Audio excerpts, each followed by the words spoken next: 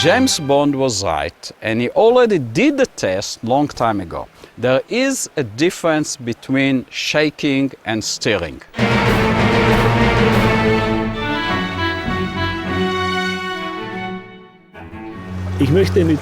I would like to treat water the same way I treat a beautiful woman.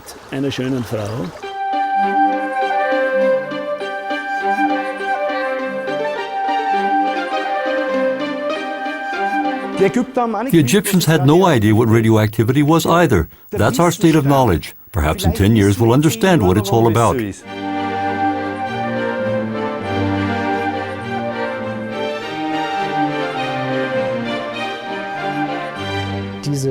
This statement that water has a memory, of course, that practically changes our whole way of looking at the world.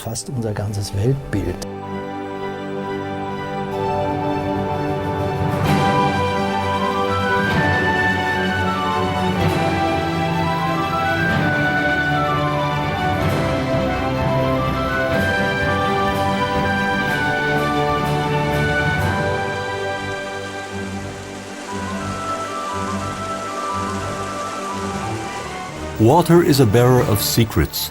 It's full of mystery. It is always helpful when it comes to creating and preserving organic life. It stubbornly resists when we try to make it obey the established laws of physics, and then it lets the secret out, but poses 100 new mysteries.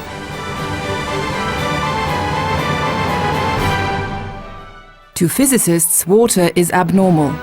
While other materials contract as they cool, water expands when it freezes, making it lighter so that it floats on the surface of liquid water. If it sank to the bottom instead, life could not exist down there. The oceans would be one giant iceberg. 4.5 billion years ago, the conditions on the surface on Earth were very, very hostile.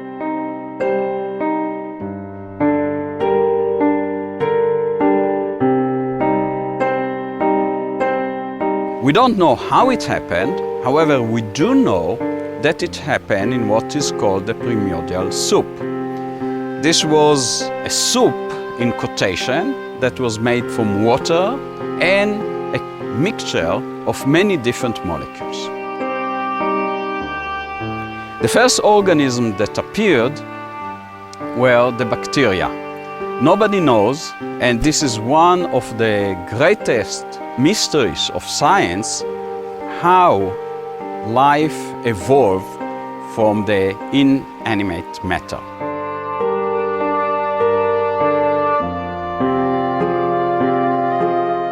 The response to this unanswered question is most likely to be found in water.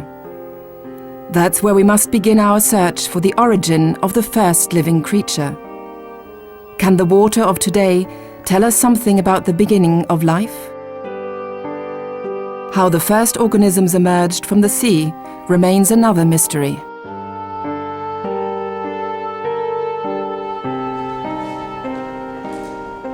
The Institute for Statics and Dynamics of Aerospace Structures at Stuttgart University. Professor Bernd Kröplin is a recognized and successful scientist in the aerospace field. Together with his colleague, Regina Henschel, he's been exploring the question, can water pick up and store information? This investigation could shake the foundations of traditional physics.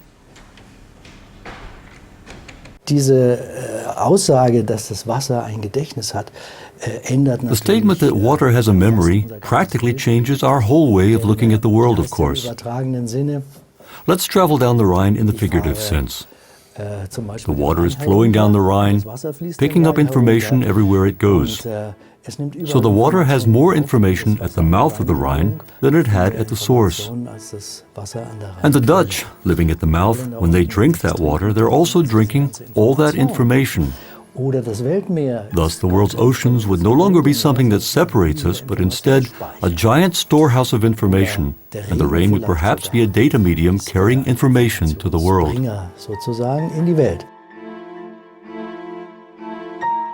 A great notion.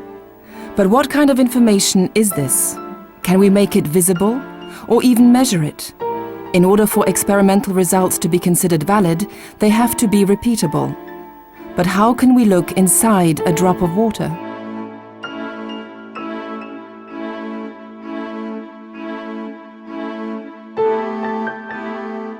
The Aerospace Institute in Stuttgart has discovered a relatively simple way of making the structure of a drop of water visible. The drops are placed on a sheet of glass and allowed to dry. Under the microscope, they reveal fascinating images that can be photographed with a special camera.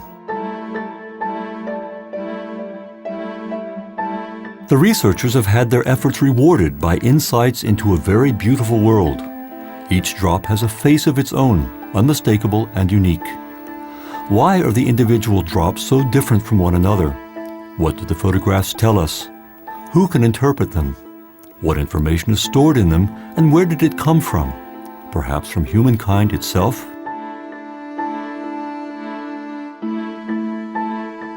Wir haben hier Personen. Here we have person A who does something, and person B who does something, and person C who does something. They've all placed drops on a slide. They were from the same water, and now they've all dried. And each of these three drops looks different. We didn't change anything ourselves, and yet we get three different images. Thus, the differences must come from the three persons. And that, of course, made us want to find out how it could be possible, or better yet, whether it could be possible. So we got a lot of people to come to a lecture hall here at the Institute, gave them all the same water, had them make drops at exactly the same time, collected all the drops, and then discovered that each individual produced different images from the same water. And here you can see the results. Here on the right you can see that the images of the individual students are different, but those made by a given student are all quite similar. This is the work of the first experimenter, this one here from the second, this from the third, and this from the fourth. Individually they can quite easily be reproduced, but you would never have thought that they were all from the same water, because when you compare the images from the different people, you see some big differences. So it must be the case that information from the experimenter, who was holding the syringe in his hand but never touched the water, must have been transferred to the water and was captured in this image.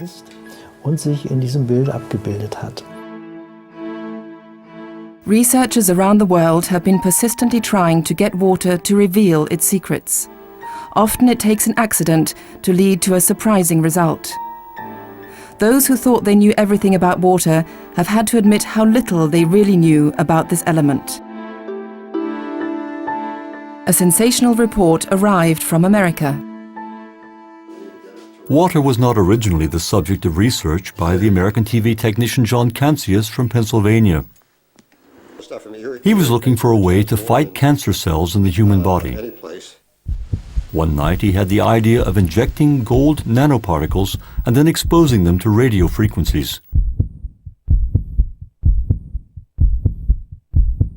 The radio waves are said to heat the diseased cells and kill them without harming the healthy ones. By chance, he also discovered that radio frequencies can split salt water into oxygen and hydrogen, thus providing a source of fuel. The interesting thing is that's probably around 1500 degrees centigrade. This is the most abundant element in the world, water. And salt water is everywhere. And to see it burn actually gives me chills. No one has yet explained this phenomenon, but it is clear that the strong flame it produces can, for example, power a Stirling engine. The renowned physicist Rustam Roy had this to say about the discovery. It is the biggest discovery in water research in 100 years. That's John Barker. In 100 years? In water research.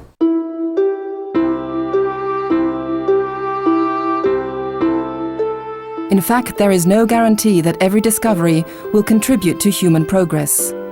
Not without reason does it make an inventor shudder to realize that radio waves can make seawater burn. The idea that the black gold of oil might be replaced by the white gold of water to power the Earth's tens of millions of cars has something frightful about it as well.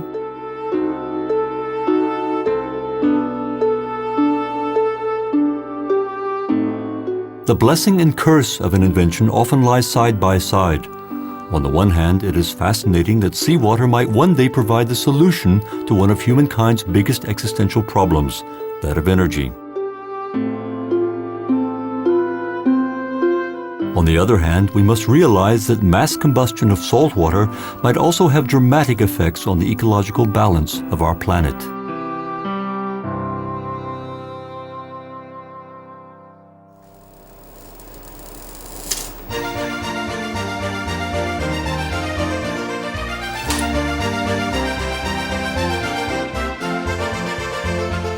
Research continues, of course, even when no immediate benefit is expected. At the University of Technology in Graz, Austria, young scientists are seeking to discover why water placed in two glasses and subjected to a high voltage charge will climb the sides of the glasses to meet. It doesn't do it at some random part of the glasses, but at exactly the spot where the water from the two glasses will meet. If one moves the glasses away from each other, the water creates a hanging bridge that can be up to 2 centimeters long. So far, even the world's greatest scientists have been unable to explain the phenomenon.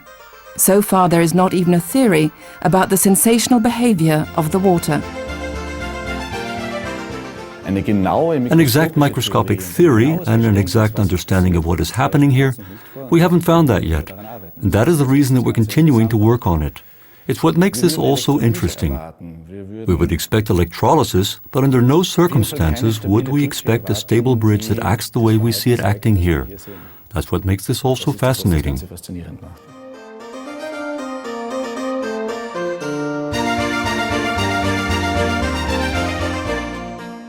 A half hour later, the bridge fatigues and collapses. Through the use of a red and a blue color filter, the movement of the bridge becomes more visible. It is the apparent flickering that amazes the scientists. From a physical point of view, it should not be taking place in this form because water cannot be compressed. Here we're using the same kind of measuring technique that we use in mechanical engineering, anytime that we're dealing with very high speeds in a machine, whether it's rotational speed or flow velocity. It requires a special measurement technology, which we're using here on the water bridge.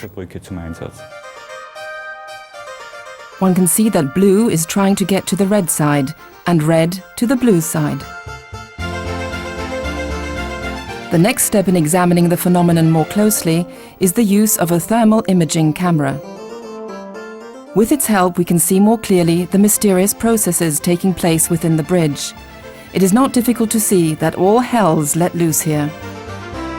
The problem with such measurements is always that every measurement poses new questions instead of providing new answers. That means that we are constantly observing dynamic effects, and they raise questions that we cannot answer. So we have to consider new measurement processes that would allow us to find out, for example, where the structures that we observe in this water bridge come from.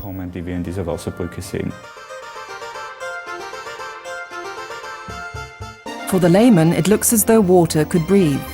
But for the scientist, it continues to be an unexplained phenomenon for now. Since we're using pure water and have verified that that's the case, we can't be seeing foreign bodies here. There can't be gas bubbles either. It's water in any case, but it is different water.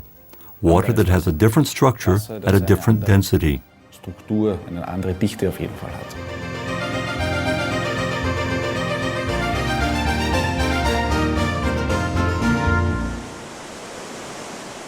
Despite all the problems that water poses to science, one thing is certain: its beauty is a great pleasure to behold.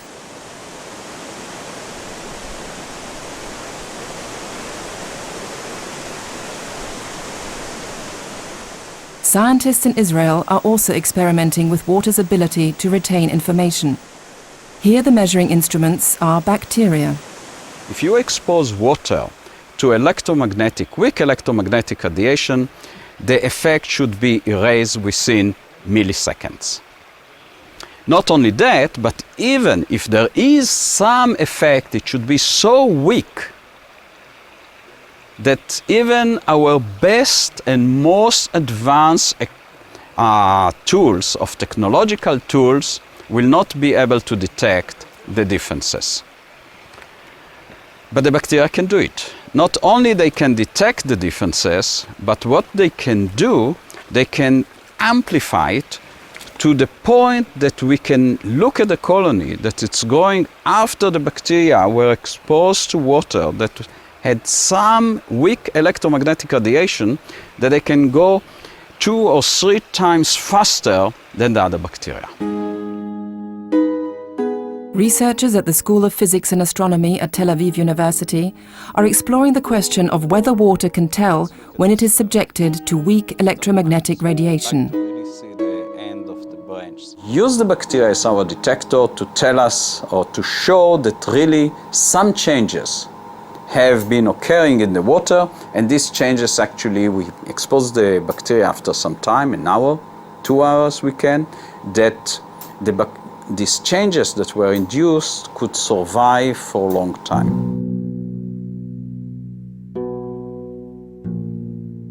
The experiments have led to interesting results.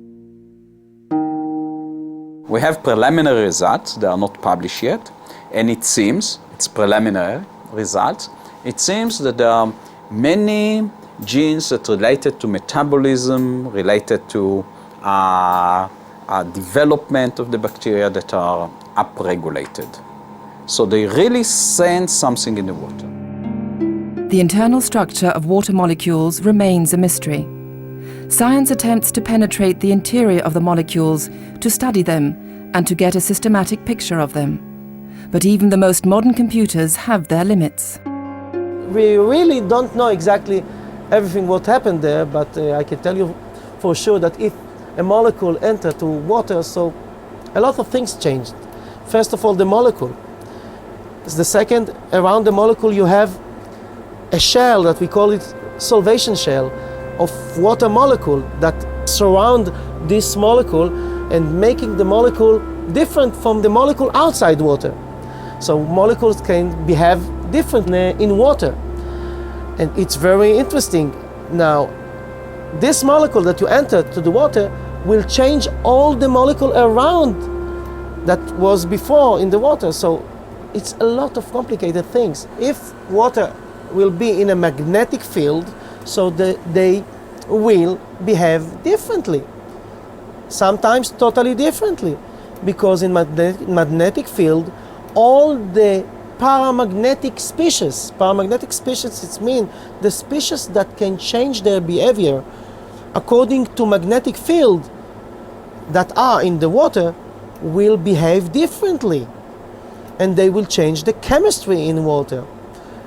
So it's very interesting to understand that water can change according to their area, to the area that surround them. We got like 13 different types of water, and each one of them was analyzed with the LCMS technique, and we could see great picture because the different types of water gave us a really different picture of the inside of the water, the compounds that were inside. Many organic compounds mainly, but it's the first time we got a picture where we could see with our eyes that different sources are giving us different types of water, different ion matrices inside the water. There is much to be discovered about water in the great outdoors as well. But to do that, one has to have the gift of seeing rivers and streams as partners. An Austrian river engineer has found a unique way of doing this. Wenn man in den Fluss oder Bach oder Bächlein hineinhört, When you listen closely to a river or brook or stream, you immediately recognize its character. It's quite simple. If the stream is loud, I know I'm dealing with an energetic stream. If it's quiet, I'm dealing with a more gentle body of water. And thus, there is a very important distinction that I can make. I want my intervention in nature to be as small as possible. That means I go to the water, And as a river engineer, I invite it to stay with me and do something for me, instead of the other way around, where I do something with the water. Etwas zu machen und nicht umgekehrt, ich mit dem Wasser etwas mache. The normal concept for regulating streams consists of forcing them into a corset of concrete. But when the water is high, that method often does not work. But if one gives the stream a chance to move in the shape of a spiral, it will remain on its normal course. Durch flussbauliche Maßnahmen We've used river engineering methods to show that the current thread can be directed from the outside to the inside, and even into the stream bed. That means that the energy flows into the stream bed, flowing downward without causing damage. This has a highly positive effect, especially when the water is high, because the banks are not affected by the stream thread. Thus the water flows downward without damaging either bank. Success has proved Ottmar Grober right. He's drawing on the findings of the legendary natural scientist and forester Victor Schauberger, who in the period between the wars pointed out that one must study watercourses in order to deal with the problems caused by severe flooding. Wenn uns das gelingt als Flussbauer, If we river engineers can successfully find a way of keeping the water in the landscape, we can save ourselves a lot of trouble and a lot of money as well. And at the same time, we can return to a kind of landscape that gives us back the thing we can and must call our highest good, was wir our health. als höchstes Gut bezeichnen können und müssen, die Gesundheit.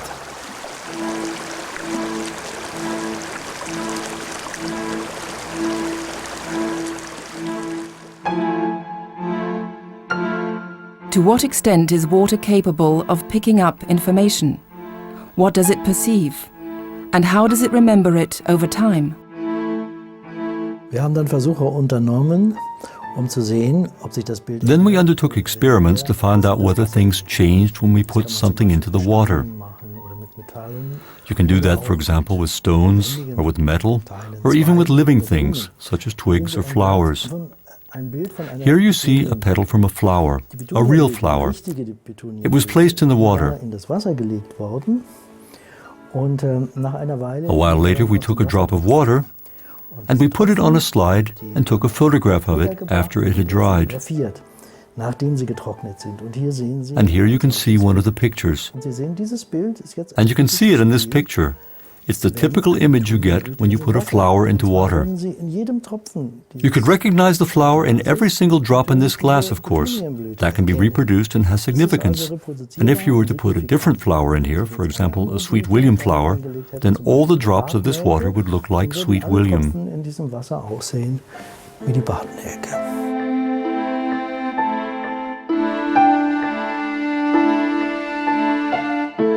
The Israeli scientist Eshel Ben Yaakov uses completely different methods to arrive at the same conclusion. The odor of these plants that we have here can have a very, very strong effect.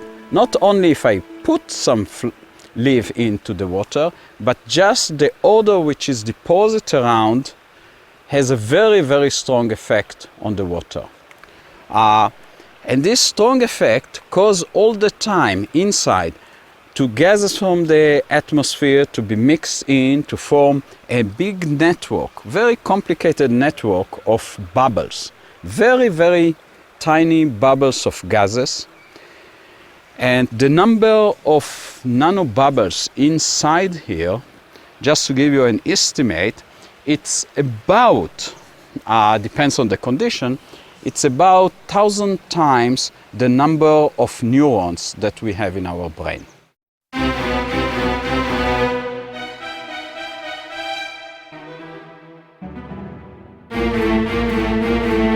Science and play instinct are often closely connected.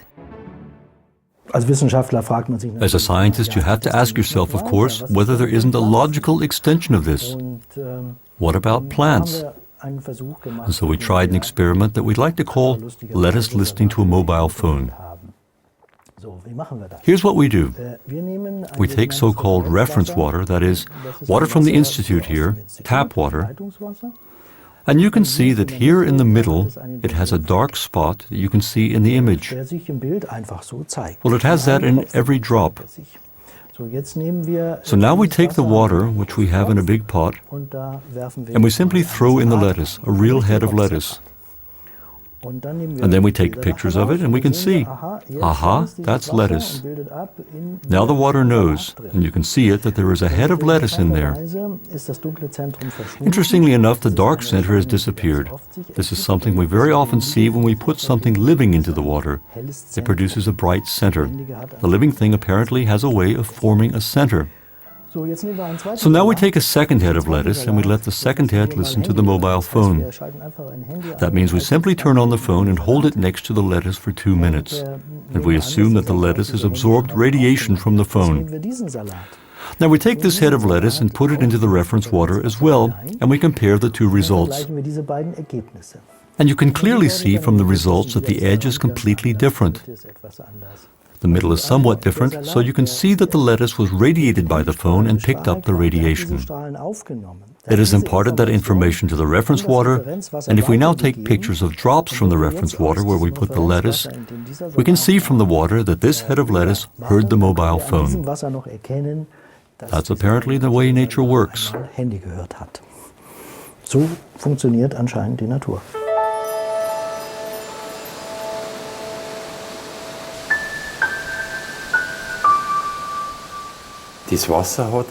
Water has a memory. And water has a kind of intelligence, much more than air, you know. Water it's a cosmic thing.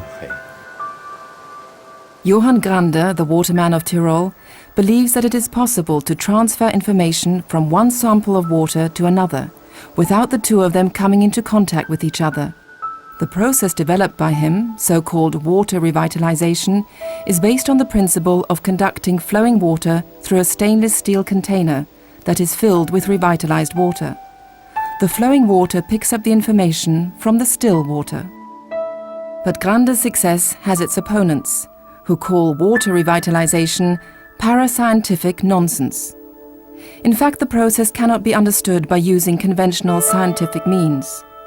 Nevertheless, more than 300,000 users worldwide rely on his system, from simple households to high-tech industries. Industrial users are not bothered by the critics. They rely on their own experience and results. Conventional water is aggressive and practically eats the pipes from the inside out, which leads to pipes bursting.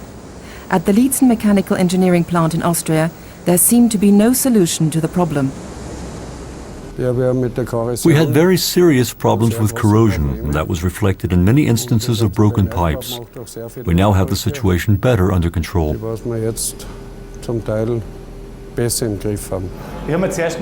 At first I really couldn't get my mind around it, you know, because when you look at the container you really can't imagine what good it could do.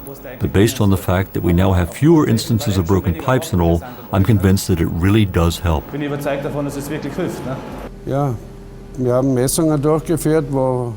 monitored the water, and before we installed Grander, the iron content in the heating water was 26 milligrams per liter. 2 months later, the iron had come down to only 0.7 milligrams per liter, which was, of course, excellent for the corrosion. The corrosion stopped.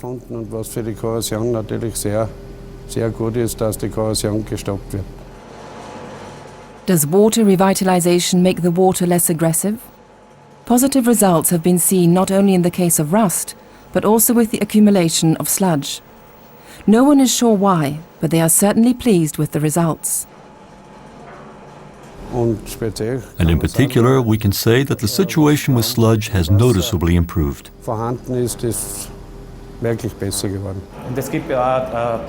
We also have records and measurements to prove it.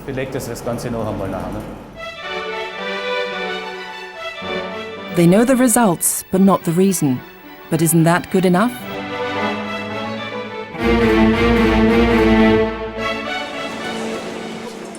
Farmtech is a German company near Karlsruhe that produces plastic parts of all kinds. To maintain high material quality, the plant needs a good cooling system. We used to fill our cooling system with untreated tap water. Often, within only a couple of months, we'd find that the water had gradually gone bad. We then had to play around with various combinations of chemicals in an attempt to get the water under control. But we had little luck. We found a huge amount of rust in the system. Our lab tests also indicated the presence of a lot of bacteria and algae. All the problems pretty much disappeared when we switched over to the grander system. We just don't have to deal with these issues anymore. Water is a crucial factor in our production process. We needed process stability, and now we have it. We're not much interested in taking water samples because we're not physicists or chemists. We prefer to stick to what we know best. If you had asked me last year whether such a simple change could have allowed us to use water without chemical treatment, I would have said, no way, not a chance. Aufrechtzuerhalten ohne Chemie hätte ich gesagt, nein, es funktioniert nicht.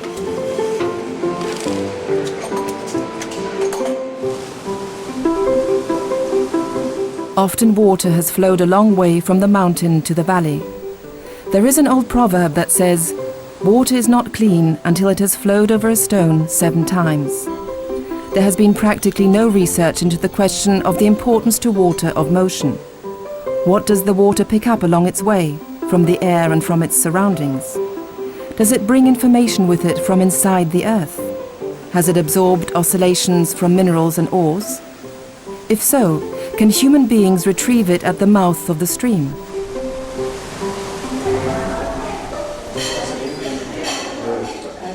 In an extensive experiment with asthmatic children, researchers at the Paracelsus Private University in Salzburg wanted to find out whether the waterfall at Krimml had healing properties.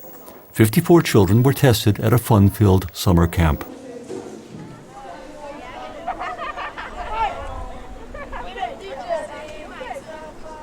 A group of children spent a fun-filled holiday at Krimml, but far from the thundering waterfall. They were in high spirits. At the end of the 3 weeks, their lungs were tested.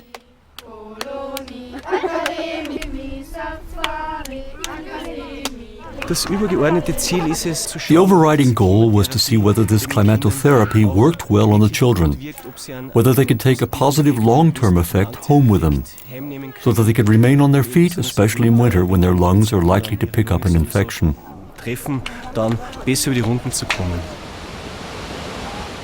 The second group of children spent 1 hour a day at the waterfall, where the young asthma patients inhaled the spray. The microclimate of a waterfall has a high concentration of ions in the air. The humidity is almost 100%.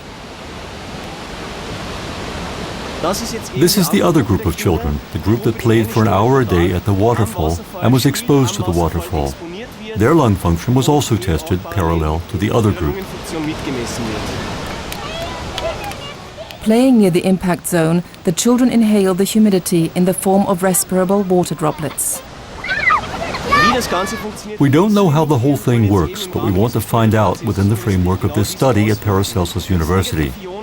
Most likely negative ions are not responsible for the effect, because we have already conducted an animal experiment in which we administered a similarly high concentration of negative ions to asthmatic mice.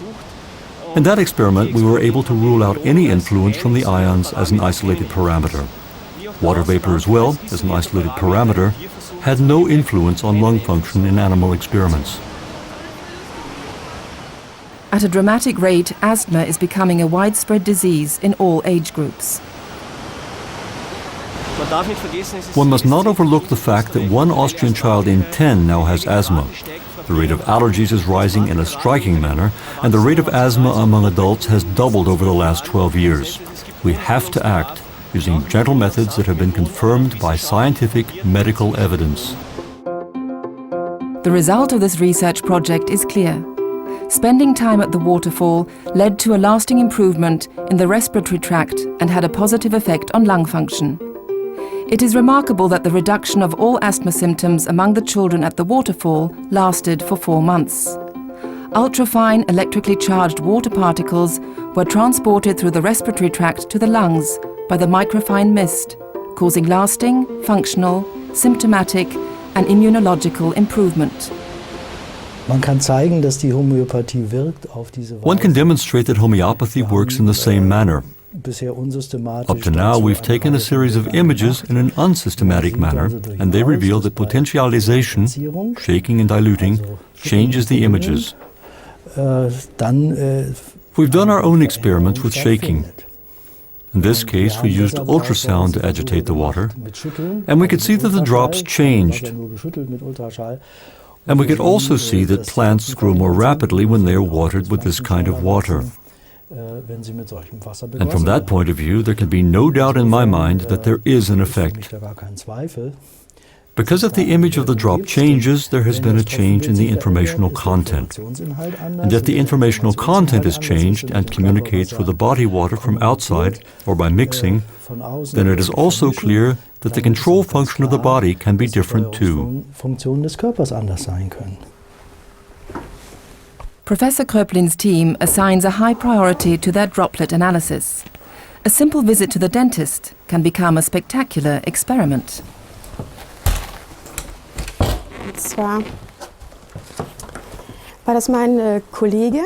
And it was one of my colleagues. He went to the dentist and he had to have an X-ray, and so he thought, I want to have a look at the effect the X-ray has on me. So he took a drop of his saliva and put it in a little tube and left it outside while he was having his X-ray taken. And after the X-ray, he again took some saliva and put it in another tube. And when he got back to the institute, he took some more saliva and put it in a third tube. And then he took the 3 different saliva samples and looked at them under a dark field microscope. And he could see the way his saliva looked before he had the X-ray at the dentist's, a short time later, and the way his saliva looked when he was back at the institute and it had recovered somewhat. We thought that to be a highly interesting experiment.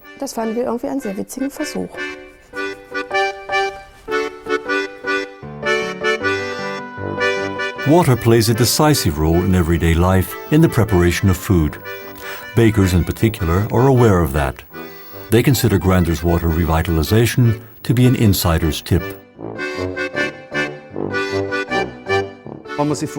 When you consider that the rule of thumb is 2 parts flour, 1 part water, you realize how important water is. Master baker Josef Schnallinger from Pramet in Upper Austria secretly installed water revitalization equipment at his bakery. The bakers came to me and said, "The sourdough runs over every day. There must be something wrong. What's going on?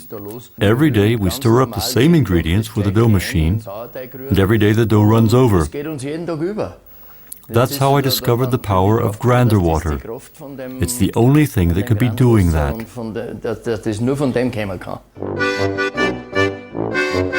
News of the special effect of the water spread like wildfire among the baking community.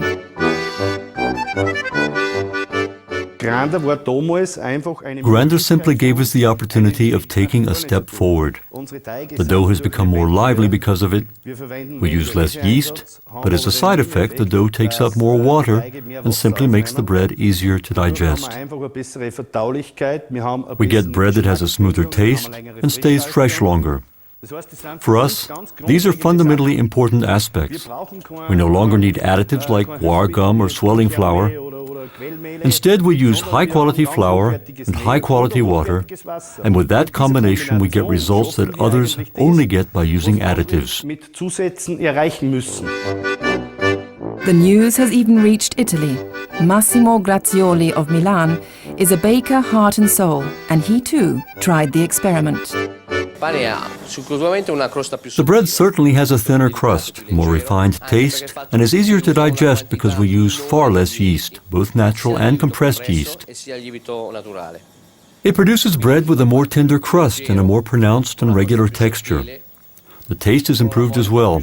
Of course, you can bake bread without Grander water, but if you want higher quality and a real high-quality product, it helps enormously. Experiments on water revitalization are being conducted in many different places in the world.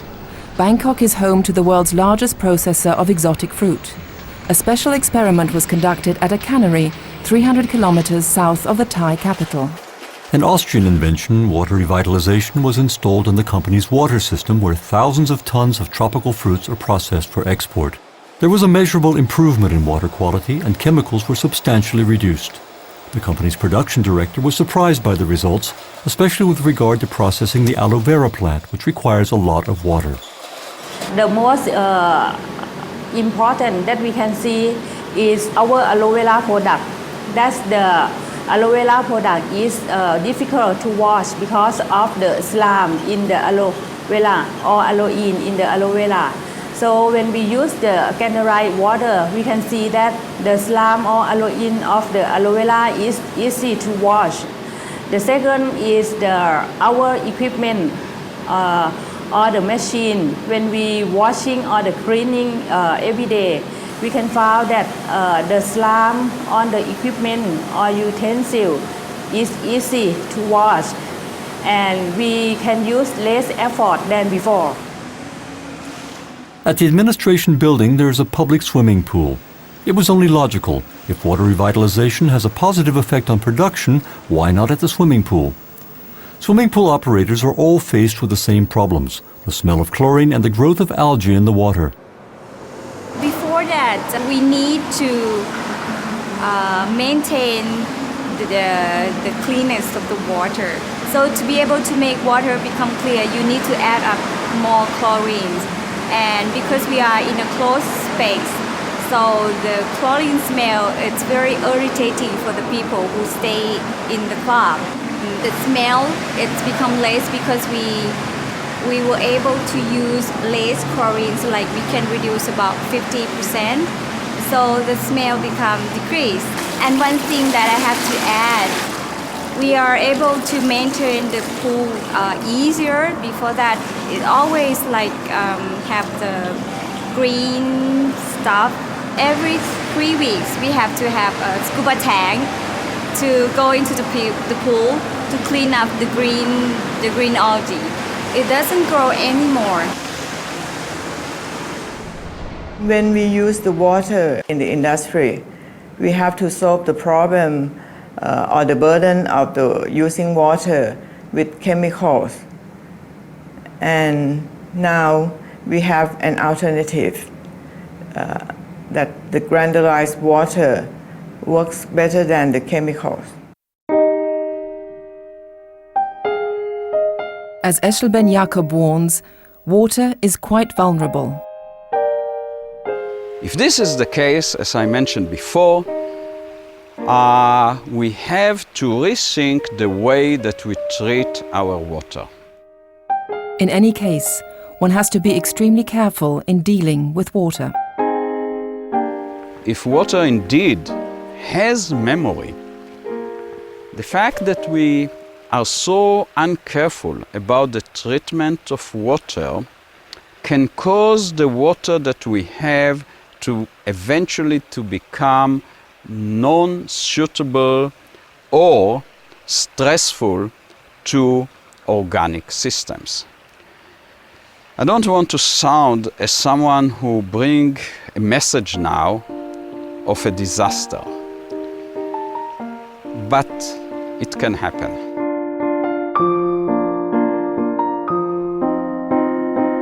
They will not be poisonous. They will not have some minerals that are not within the regulations, but they will be undrinkable in the sense that drinking this water will cause us some damage or will weaken our system as a whole. And more important is that if we treat the water this way, the bacteria that we cannot live without might go through dramatic changes and will not be able to function in supporting the environment that we see around.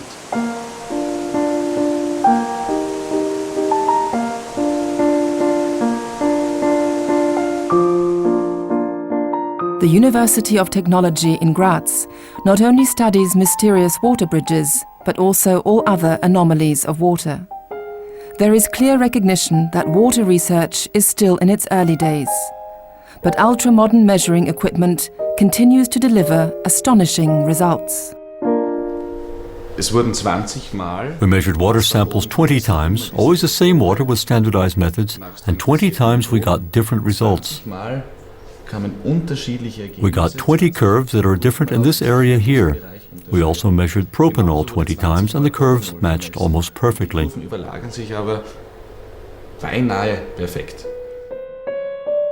For the layman, these are just a few curves. For the researchers, however, water remains an unpredictable element.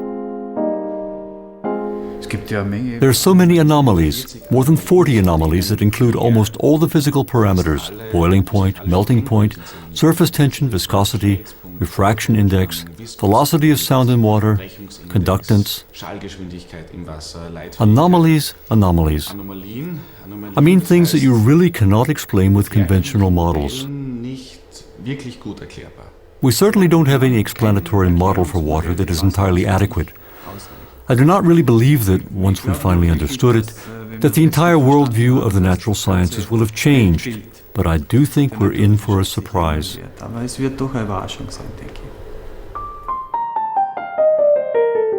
Every research project raises more questions than it answers. Water will continue to be a topic of discussion for many generations of scientists to come. I really feel that I'm only at the beginning of water research. And I think all I have to do is wonder how our world will look in 20, 30, or 40 years, you know. Probably our world will have identified these transmission phenomena that we're just now discovering. Some of them will have been identified as phenomena of oscillation, some of them as phenomena of imaging. And when we then systematize them, together with our research into consciousness and medicine, the knowledge will be transferable to the control processes of the body, and we will discover a preventive medicine capable of changing things at an early stage when there is anything wrong with the body. Die Verstimmung eines Menschen schon verändert.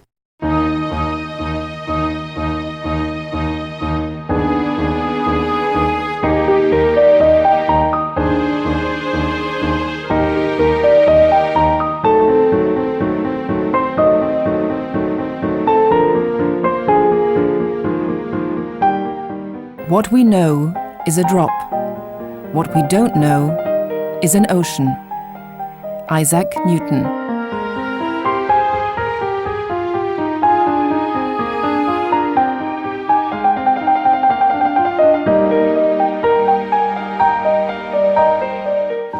You have the characteristic of James Bond, and you have 00 in front of your name. Maybe you can tell if you shake or stir martini, the difference.